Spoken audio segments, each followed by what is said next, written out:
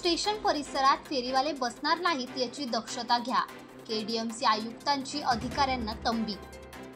वाहतूक police RTO अधिकाऱ्यांची बैठक संपन्न झाली. या बैठकीत स्टेशन परिसरातील रिक्षा चालकांच्या बेशिस्तपणामुळे वाहतूक कोंडी होते. त्यामुळे वाहतूक पोलीस आरटीओ अधिकारी यांनी गर्दीच्या वेळी स्वतः उपस्थित राहून स्टेशन परिसरात वाहतुकीचे नियोजन करावे अशा सूचना यावेळी करण्यात आल्या. तसेच वाहतूक कोंडीस कारणीभूत ठरणाऱ्या फेरीवाल्यांवर कारवाईसाठी पथक नेमण्यात आले आहे. स्टेशन परिसरात सुप्रीम कोर्टाच्या गाईडलाईननुसार फेरीवाले राहणार नाहीत या अनुषंगाने दक्षता घेणार असून सातत्याने कारवाई केली जाणार असल्याचे महापालिका आयुक्त डॉक्टर इंदुराणी जाखड यांनी सांगितले आहे.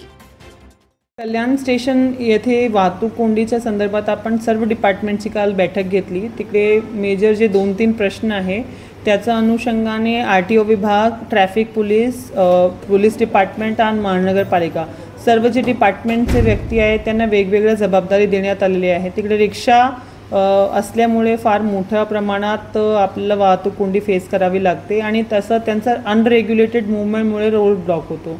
आरटीओच्या अधिकाऱ्यांना आपण त्यांचे मूवमेंट रेग्युलेट करण्याच्या अनुषंगाने निर्देश दिलेले आहेत. सोबतच तिकडे ट्रॅफिकचे पण अधिकारी आणि पोलीसचे अधिकारी सकाळ आणि संध्याकाळ जो एकदम पीक ट्रॅफिकचा टायमिंग आहे तेव्हा डेफिनेटली उपस्थित राहतील असे निर्देश दिलेले आहे, जेणेकरून हे समस्या राहणार नाही. आणि सोबतच महापालिकेची एक सेंट्रल टीम आपण तिकडे नियुक्त करतोय, जेणेकरून तिकडे जे फेरीवाली आहेत त्यांचा जो प्रॉब्लेम आहे ते होणार नाही.